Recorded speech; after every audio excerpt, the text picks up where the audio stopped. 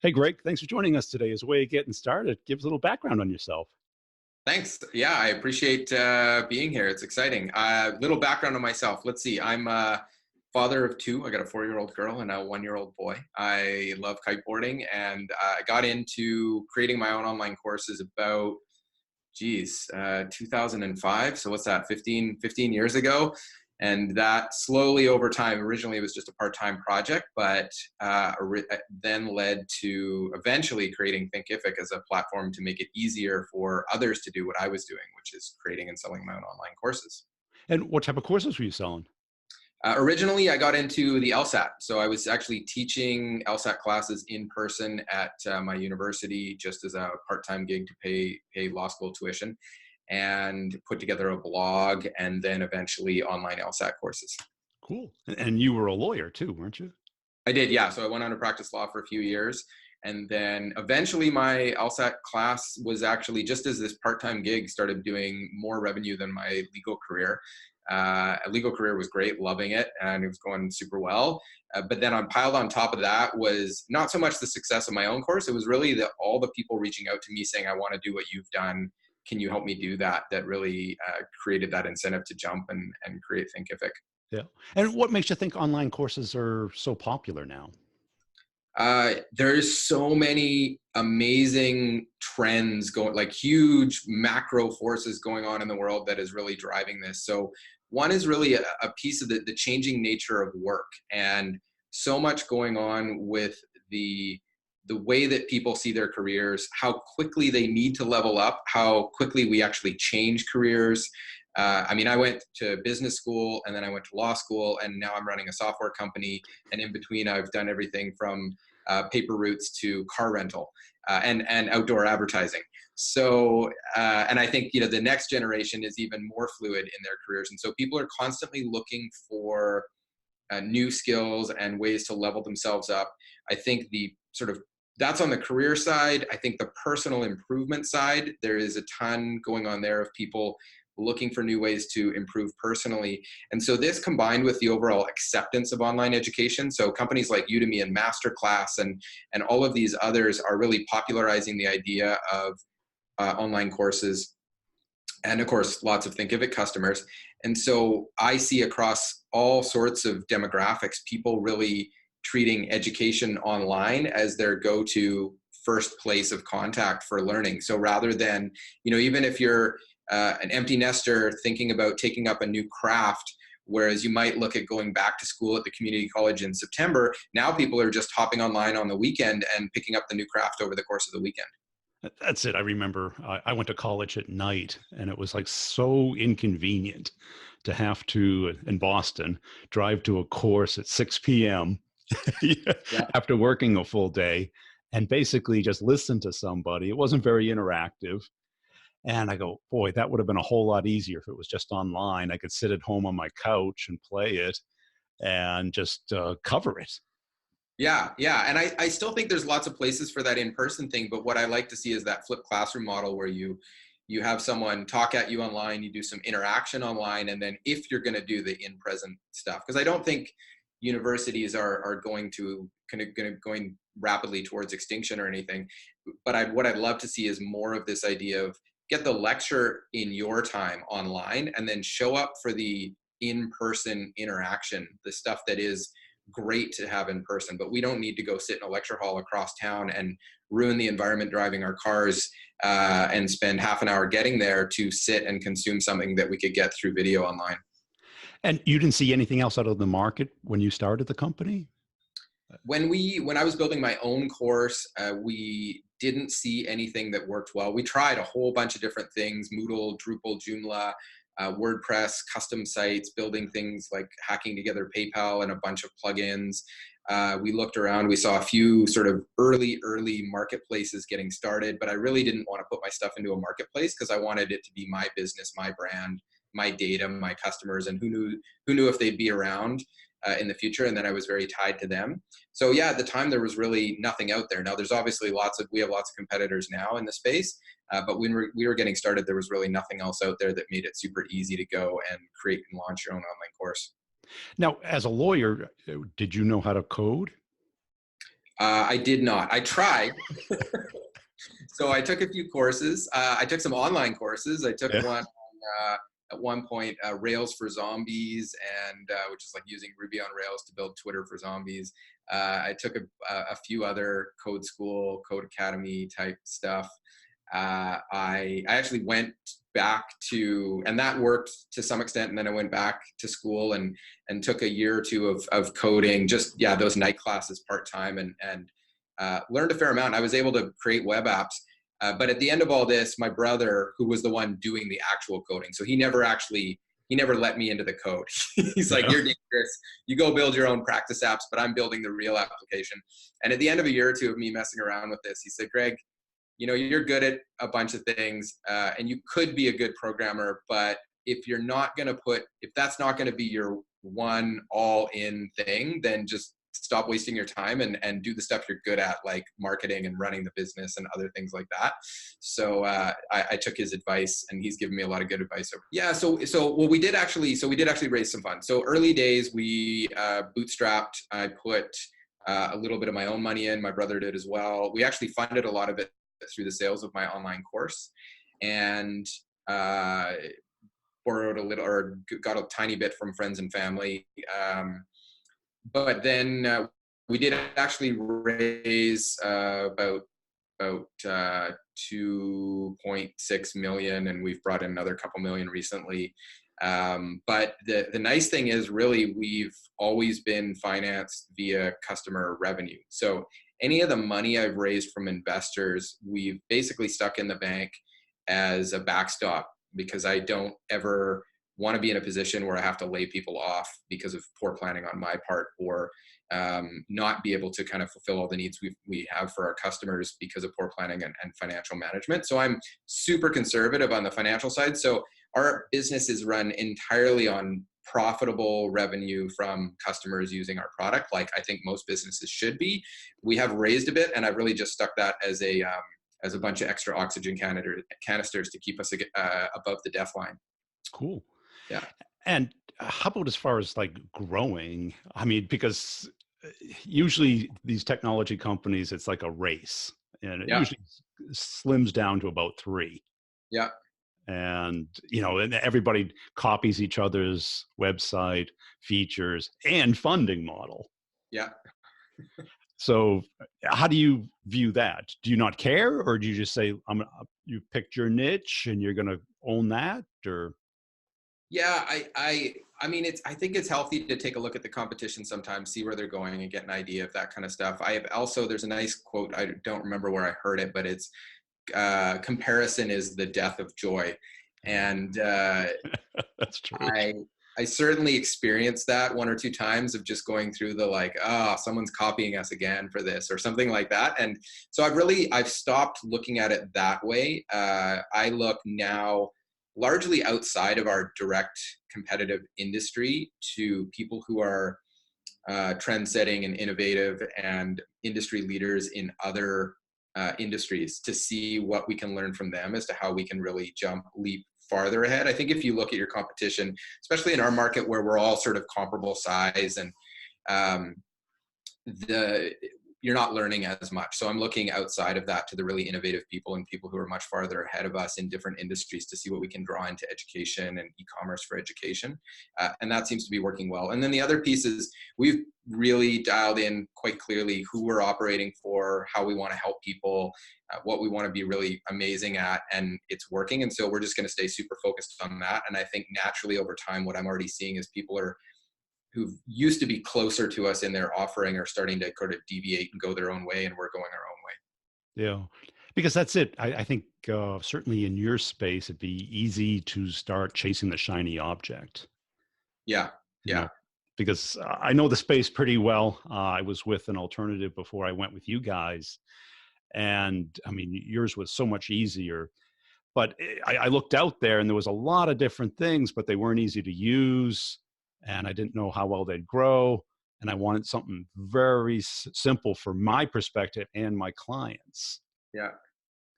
And how do you stick with that? How do you not, because I'm sure you get a pile of requests every day, right? Why don't you do this? Why don't you do that? Why don't you integrate with this? And Yeah. I mean, okay, so there's sticking with the strategy, and then there's the pilot request. The pilot request, so we've just in, I think I heard a quote, we were doing a retrospective on the last 12 months yesterday, and I think we've assembled like 4 or 5,000 insights and requests from customers since maybe just since March or something like that. So every piece of information that and a request that comes in from a customer saying, why don't you do this or that, or build this or integrate with this, we assemble, and we've got about 4 or 5,000 of them that have come in the last few months.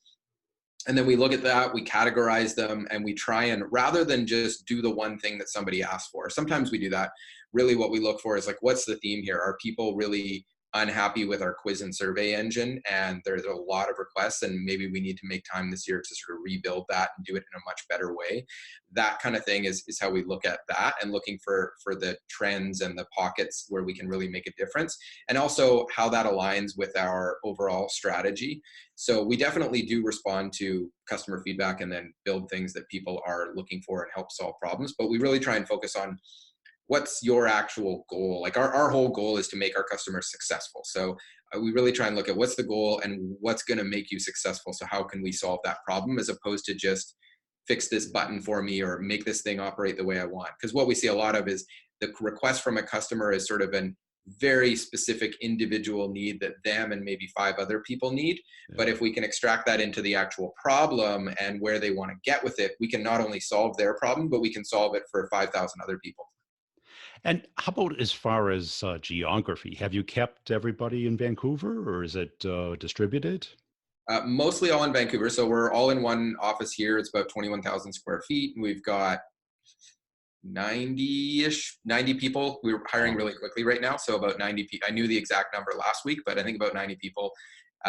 We've opened up one office remotely, and we have a couple people working remote, but everyone who's working remote is either we've hired them, they're in another country, and we're working on the visa to bring them to Canada, which for us usually only takes about 6 weeks. And or they worked in the office in Vancouver, and for some reason they wanted to go live abroad and work remote, but it's a pretty small portion right now. Actually, there's a couple people in Eastern Canada on the East Coast now to help extend our sort of support coverage hours that are working remotely as well. And what do you see as your main obstacle in growth? Uh, Main obstacles in growth. They're all good ones. So, I mean, one, right now, I'm looking for a lot more talented people to fill roles. I mean, Yeah. all those thousands of feature requests that come in, we want to be able to solve all those problems. But, my engineering team is only about 40 people. So we're trying to grow that, which means finding great people. And really the limitation there is how quickly can we find, interview, hire, and onboard those people. So that's one limiting factor there. Um, we've invested a lot over the last couple of years in our server infrastructure and architecture. I'd say 2 years ago, that was a limiting factor. If we brought on too many people too fast or too many big launches, we could have issues with the servers. Now we've really invested massively in that, and we continue to do so, so it won't be an issue in the future. But those are some of the kind of things that we've bumped up against. The nice thing is we're not bumping up against growth limitations in the marketplace. So we have great product market fit, and we have a massive market that's really pulling us in the right direction, as opposed to, it's not particularly difficult to go out and find new people who want to use our service and create their own courses. Yeah. And the market in Vancouver is pretty tight for engineers. Yeah, I mean, we've got Amazon here, Facebook, Asana just opened an office, Yeah. Microsoft is here, and they're hiring rapidly. Tons of other tech companies as well, Hootsuite. So it's certainly getting more and more competitive here. And of course, real estate prices. I mean, if you want to get a little 1-bedroom apartment, you're looking at least $1 million. Wow. So all of that adds up to make it's sure It's tough. it's tough. Yeah. But we're lucky in that we have I think our core team has done an amazing job of creating a brand around our culture. They've created an amazing culture, and now they're doing a good job of putting the word out about what our culture is actually like. So we're actually finding we're getting thousands of applicants. I think less than 2% of the people who apply. So we have a really nice influx of applicants now because of the amount we've invested in building a really awesome culture. Plus, it just makes it more fun to come to work. And you raised the C word, culture. I mean, how important is that to you, and what is it at Thinkific? People, team, and culture are at the absolute top of our sort of goal list every year. That's really one of the most important things. I mean, for me, everything comes down to people, whether that's helping our customers and helping them achieve their success and solving their problems, or helping our team and employees and helping solve their problems and achieve their success in terms of career aspirations and goals. That's really what all of this comes down to. And then even helping our customers help the people they interact with, which is their students. So team and culture is absolutely pivotal for us. And for me, it comes down to making sure people are, I mean, first, they're feeling safe, they're feeling included, and they're feeling welcome, no matter who they are. Then that they're feeling happy to be there, that sort of their needs are met, to be able to do a good job and come to work inspired and motivated. And then that next level of inspiration and motivation, that they're excited to be doing the work that they're in, partly because they're inspired by our mission and partly because they're inspired by the career path that we're working with them to create. So I find if we create all of that for people, then you've got a super happy team who's driving hard to everybody driving hard to the same goal. And how do you maintain that as you're growing so fast? And this is your first CEO job, right? It is, yes. Yeah. Well, no, actually, I mean, technically, I was a co-founder of another company and I was CEO of my online course company, but that was just me and my brother. So Yeah. yeah, this is the first, I'm learning day by day. I spend a ton of time studying. One of our core values is learn and grow. So I invest a ton of time studying and trying to figure out what the next iteration of me needs to be to meet the needs of my team. I make a lot of mistakes and then I disclose those to the team and we talk about how I can do a better job next time, as everyone here does. Yeah, so but creating the culture specifically, I mean, the biggest thing for me has just been being very open and explicit about having a conversation about it and then acting on that information. So whether that is a town hall or sitting down with people individually, or we do a survey every quarter. We do a variety of other surveys, but we do internal surveys every quarter, and then we take the feedback from that and action it. I think it's really creating that open environment to have a dialogue and a conversation about what's working and what's not, and then action the things that you can from that. Because I can't tell you that, oh, if you have great snacks in your kitchen, that will create culture, or if you are Right.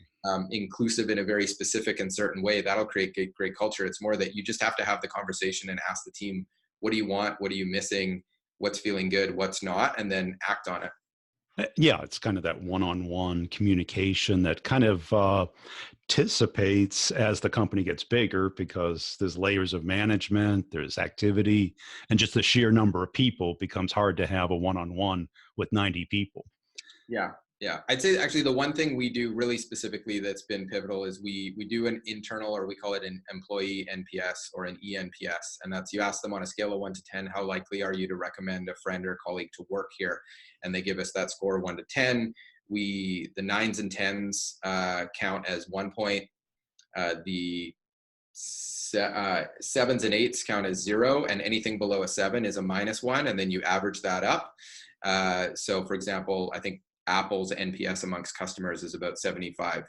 So our internal NPS is 83, which we're super proud of. It's a really high score for this metric. But when people give the score, they also provide commentary. And so we're kind of, I think there's that thing of what you measure is what you'll change or move. I don't know the What quote matters? Yeah. but yeah. So we measure it and we set goals around it, and that forces us to kind of take action on that feedback to maintain that. And is there any particular function that's harder than others? Sales, marketing, engineering? To keep happy or to hire or To keep to happy. do to Yeah. keep happy. Uh, yeah. No, I think it fluctuates a lot based on where we invest efforts, where we have strong leaders. Strong leaders is a big piece of it. Like they say, people quit. They don't really quit companies; they quit managers. So usually if there's a concern on the NPS side, there's an issue with management in that team. Sometimes it's often other things as well, but it's usually looking at the people who are leading the team and then getting them the help and the coaching to make them a better manager, or figuring out how they can help their team better. Well, that's it, because engineers usually want interesting stuff to work on. That's what drives them. It's the fun things. Yeah. And a lot of things in an established company sometimes aren't that fun, right? They're like Yeah. changing the color of the button or the shape of it. And I'm sure out of that 5,000, there's probably 5 that are a lot of fun to work on. Well, we still have a ton of fun on the day to day and the stuff we're Yeah. building. It's pretty exciting. But we also do a thing called Blue Sky Week. So once a quarter, we spend a full week for the team gets to do basically whatever they want in some innovative way. We give them a bunch of kind of materials and opportunities, and they just take their own ideas and run with it. And the stuff we build in that week is pretty amazing. Cool. And how about as far as you had to do it all over again? What would Yeah. you have done differently? Yeah, that's hard to say because it's working out really well. So I'd worry if I change anything, then Ripple effect. I'd say probably the biggest thing is in the first 3 years, we were a lot slower. So the original idea was to do exactly what we're doing now, but we didn't have the manpower or the person power and the technology to really do that all, which was a system that anyone could come and sign up for, create their own website, their own course, all, take payments and interact with students all on their own under their own brand. We wanted to do that initially, but we really didn't have what it took to do it initially. So we tried a bunch of other business models, and then that led to, we were always kind of moving in this direction because we knew it's where we wanted to go, but we got a bit sidetracked, I think, and spent a bit too long on a bunch of those different business models. I think if I'd go back, I would have jumped into this immediately. Although I have to recognize that, the timing when we first started wasn't quite perfect. I think it was really only 2-3 years in where things took off in this space. And I think we could have been on that a bit sooner, but that would probably be the biggest thing, is go back and move a bit faster. I mean, if it was me with what I know now, going back and start over, there'd probably be a million decisions day to day that I'd be making more, differently now, having learned what I have. Yeah. Certainly about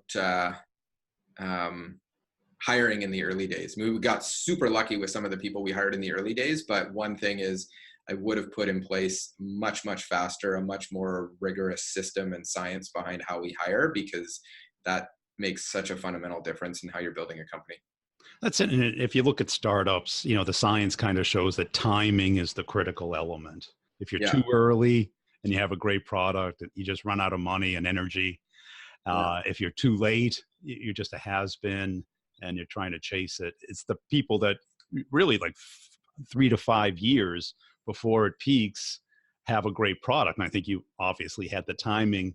Maybe you were a little early, but it worked out well for you. And because you're dependent on other technologies, payment, web technology, servers, and getting people.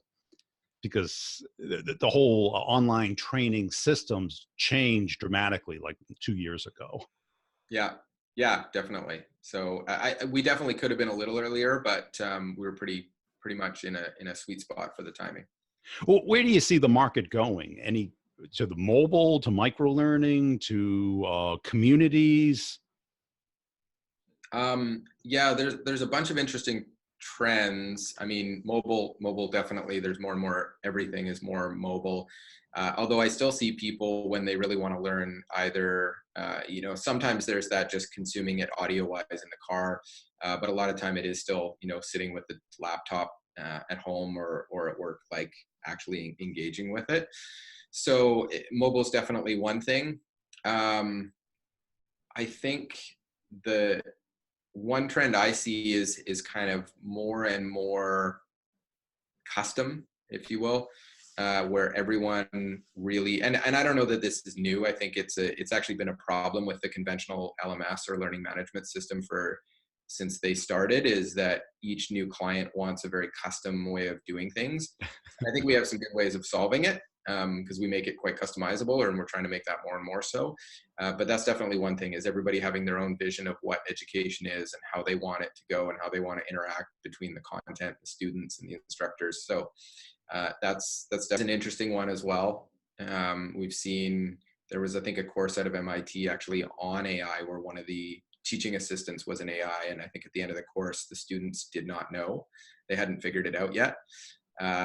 So there's some interesting applications and opportunities there. And then we're looking a lot at sort of big data of analyzing. We're lucky enough to have tens of thousands of course creators, millions of students, millions of courses, hundreds of millions in course sales. And so we can look at the data across that, and we're really starting to learn some interesting things about what works, what doesn't, and trying to build our product in a way that automates a lot of that stuff for people, or gives them the advantage of millions of data points to make their courses better. So actually leveraging that, I think will make it a lot easier for people. Yeah, because I've learned a lot. I originally thought I could just put the course up there and people would just use it. And then I did office hours where it was a group meetup on Yeah, Zoom, and then record it, put it into the course. And then I moved to adding one-on-ones that would be like this, screen share, and then yeah, put it into the course. So yeah, everyone learns a little differently. And especially moving from a podcast to a course, because a podcast is passive consumption of content. A yeah. course is active consumption. You just can't play it in the car. You got to like watch it, do it, apply it, get some feedback, see how other people are doing it. So, I'm trying to figure out also, what's the best way of connecting with my audience and Right. which are salespeople, which don't have the longest attention spans of Yeah. Cool. Yeah. Yeah. What would you recommend to other CEOs out there as far as, if you really want to compete and win in a new, highly competitive market space? Yeah. I mean, if you're just getting started, I'd say, one thing is making sure well, two things. I usually try and put, or I recommend people would put marketing first, at least thinking about it. So often, even if someone's creating a course, I'll say, write your sales page first. Before you do anything else, do your sales page and see if anyone's actually interested in it. It's one great way of really validating that all the work you're going to do to say create the course or the product actually makes sense and people want to buy it or are interested in it. And if you refine that language a little bit through testing it a bit, you can then go and build the course that actually matches the sales thing. What I find sometimes is people, if they build the product or the course first and then they go out to sell it, they actually start refining the sales message to match what people want, but the product they built doesn't match that. So, and the same goes for software or hardware or anything you're building. If you can get that marketing piece right, and you've validated that that you have a marketing channel to actually reach people via, that people are interested in this, then when you go build product, you're not wasting your time. It makes it a lot easier to kind of build and iterate quickly. And I just hate to see anyone go kind of build something in the closet for a year and then come out and say, all right, who do I sell it to and how do I sell it? So Yep. that's one. And then early days as well, sort of after that, is really, really focus on getting product market fit and making sure that you feel this pull from the market. And it was a noticeable point in time for us that went from getting on the phone and calling everyone and sort of fighting for every deal to just the market pulling us in the right direction and saying, great product, I need one or two things from it, but I'm ready to use it right now. Sounds awesome. Can you add a couple of things? So they were really telling us what to build, which made it easier. And they were jumping on and using it right away. So that when you feel that product market fit pull, that's something you should be shooting for before you worry so much about scaling. It's pretty dangerous to try and scale until you have that, or almost impossible, I think. Cool. And where can people go to connect with you and learn more about Thinkific? Well, on social channels, it's all at Thinkific, Thinkific, or thinkific.com is probably the easiest ways to kind of reach out and get in touch with us. And one last question. How'd you come up with the name? Yeah, that's a good one. My brother and I spent a couple days sort of brainstorming, trying different ideas. It was a blending of think and terrific. My brother had a previous startup called Bodyific that was all around like building communities around health and fitness and stuff. And so we thought that was an interesting idea. And then I think more recently, we've had a few people say it sounds like Think If I Could. So there's that's kind of an interesting thing we've been thinking about doing a marketing campaign around. But yeah, originally it was just Think meshed with terrific.